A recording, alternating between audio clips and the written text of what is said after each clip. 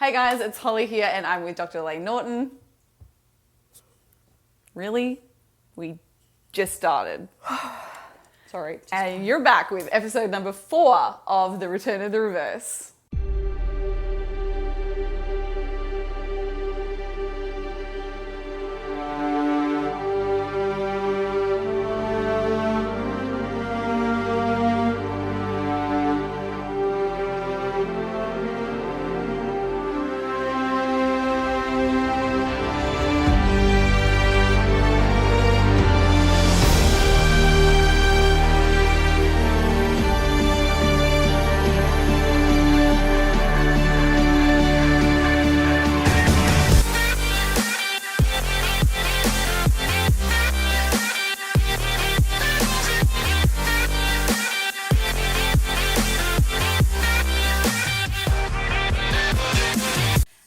And we are back, or should I say I am back, solo this week because Lane is in Italy, or actually as we film this he's flying back. So yes, I was meant to be going to Italy last week, and those of you who watched last week's update, I was very sour and bitter about the US government because I'm still waiting on my green card and travel permits. And my biggest fear at this stage is that we have a Australian tour coming up in November, November 6th for y'all who are from Australia. You can get tickets from the BioLane website, I'm pretty sure.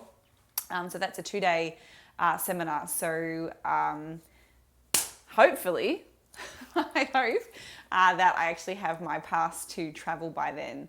So yeah, I was very disappointed. I asked Lane specifically to record all the photos of his foods and bring me home a doggy bag of Italian pizza and pasta. But we'll see what he brings back. I'm sure he has something from Italy. So anywho, this week has been quite a nice, relaxing week actually without Lane in the house. I can say I've woken up every day and I walk out and I'm like, oh, it's so clean and there's no mess. So I've really been able to focus, which has been super nice. So if you were watching last week, you will have known my targets. We took a little bit of an increase, so we just rounded up some numbers really. So I was looking at 155 protein, 170 carbohydrate and 52 fats were the targets for last week. And I did pretty well for the most part. I think I still keep going over my protein just a little bit. And I have 2 high days this week and you'll see what they are. But overall, I think I've done pretty good. This week, my focus was kind of on just really making sure I get into some really good routines and habits. I was finding coming out of contest prep, my sleep was incredibly disrupted and my quality of sleep was really, really poor. And I kind of went back over and had a look at my behaviors and I realized that I wasn't setting myself up for a good night's sleep at all. So this week, I've been making sure that I have a bit of a routine. I try to get off my phone about an hour before I go to bed. I wipe down my kitchen, get it all clean. I set myself up for the morning, get my coffee ready. I have a new noise app that I have been using to try and get to sleep, which is just white noise. It sounds really weird and I thought that I would hate it. But it's kind of just like a constant buzz. I've made sure that all of my curtains are shut because I've noticed sometimes I'll wake up in the morning and it's just starting to become light, but it's still too early for me to get up. And that prevents me from going back to sleep. So just making sure I have a completely black room makes such a difference. All the females out there, if you have your ears pierced, how often have you woken up and you're like, like digs into your ears? So taking my earrings out, just the stupidest little things have improved the quality of my sleep significantly.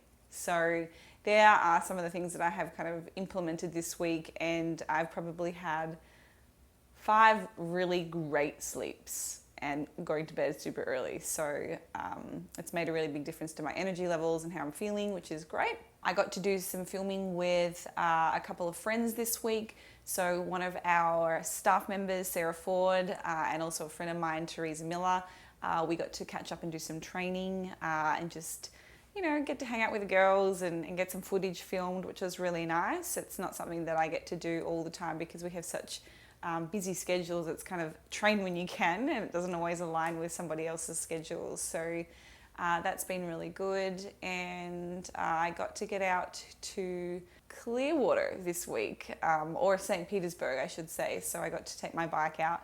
I bought a new bike rack for my car. That makes it a little bit easier to kind of transport bikes around, because at the moment, previously I was having to lay both of my car seats down in the back, take the kids' seats out, which is like a pain in the bum, and then load the bikes in. And when it's really hot here in Florida, like I'm talking, it feels like it's about 38 degrees daily and humid as heck. We've had been in the 90s every single day this week.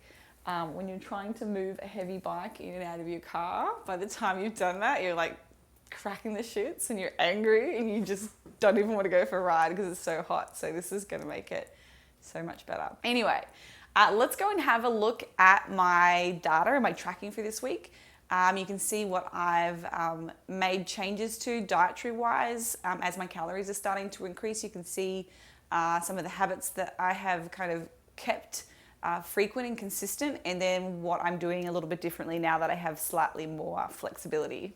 Alrighty guys, so we'll just go over the protein, carbs and fats and my weight first, and then we'll have a look over here at the food selections. So to start off the week, I think I had mentioned to you that I had quite a high day last Sunday. So I was avoiding any negative feelings on Monday morning by getting up and actually taking my weight. So rather than doing that, which might have potentially set me up for not such a great day, I just got up, got on with the day, and got through my training and ended up feeling quite positive. So I didn't take my weight last Monday, but sure enough, the next day with some good compliance, I dropped back down to 61.9. So I did take a high day unintentionally. I think I just planned my day a little poorly on Tuesday of last week. And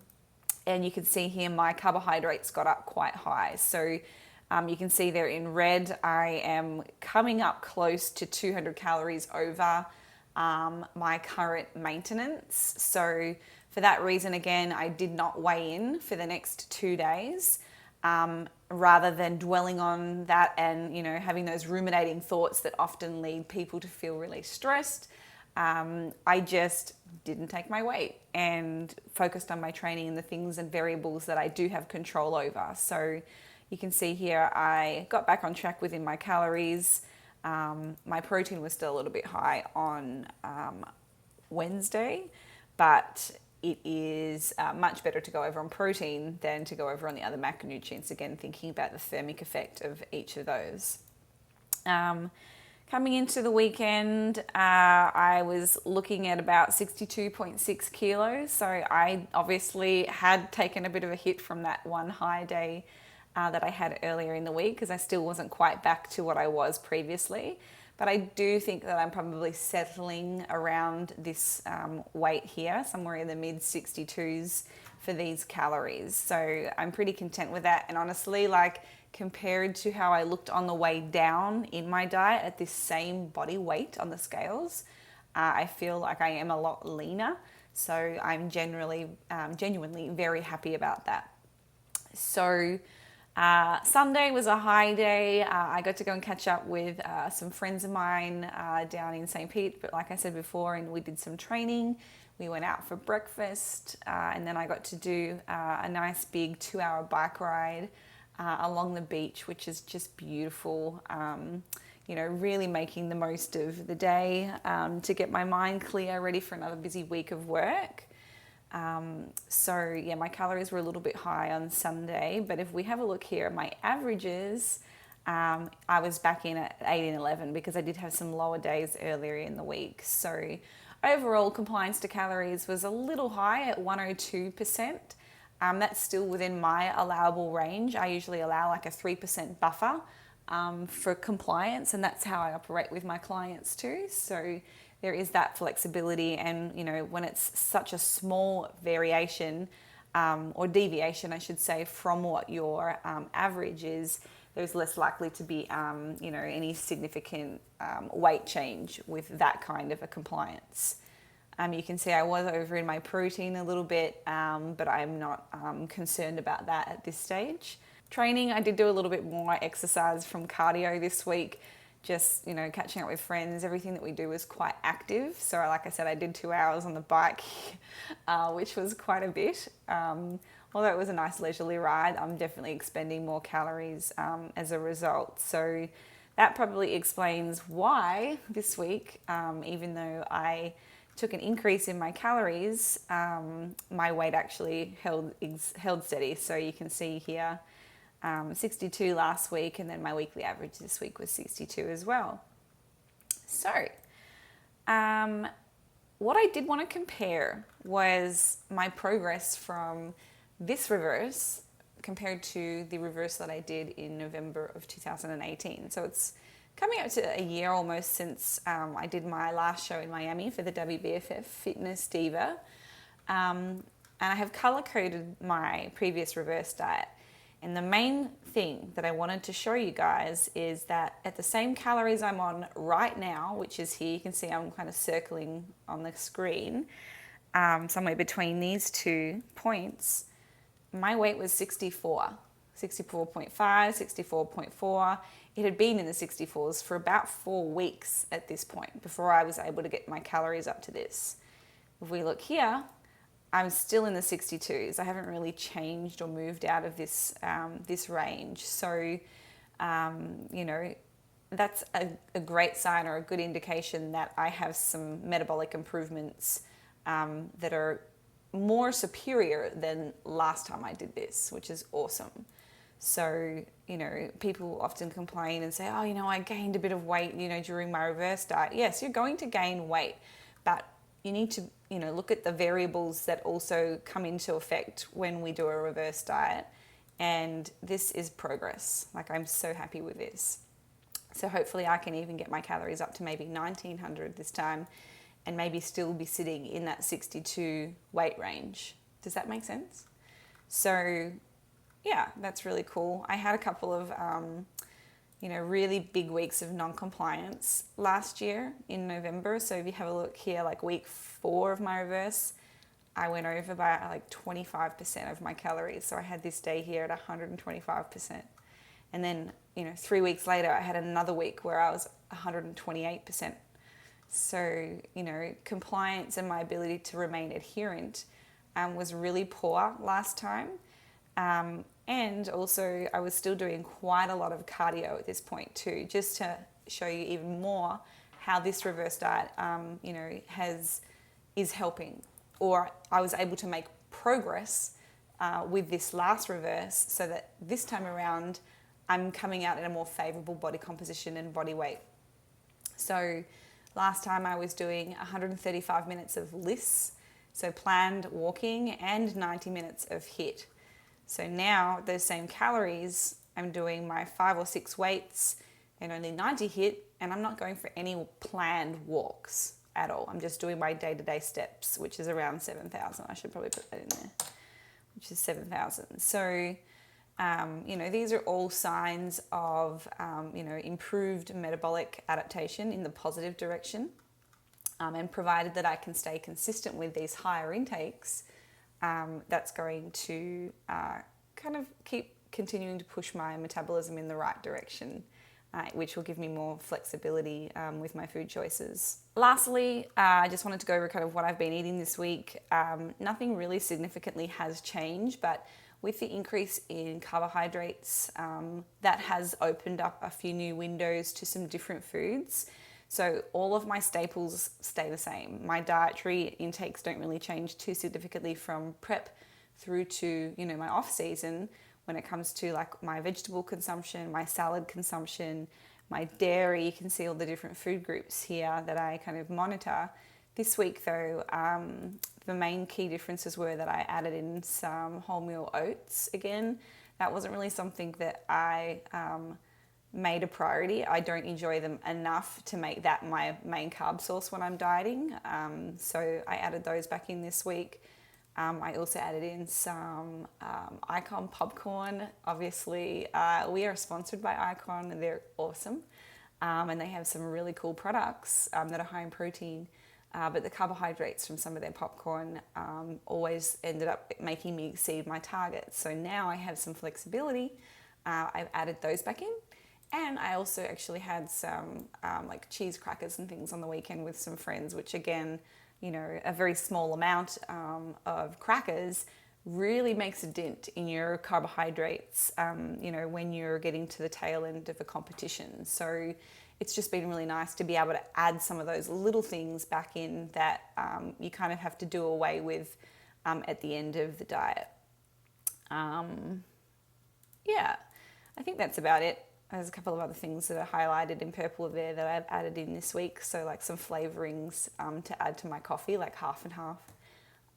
Those little calories, the splash that you put in your coffee, if you have 2 or 3 coffees a day, that was contributing to like 15 grams of my carbs. So by the end of prep, it was like, I really don't want to sacrifice, you know, 50 mils of, you know, a half and half or a flavoring just to go into my coffee. So yeah, it's the little things that I have certainly found value in now as my calories are back up to something that's a little bit more manageable. The main areas for improvement for me are my consumption of lentils. They have been 0 for the last couple of weeks actually. But again, part of the reason that I don't include those is because they are high in carbohydrate. So whilst they have the benefits of dietary fiber, they're a rich source of a lot of the B vitamins, folate, magnesium.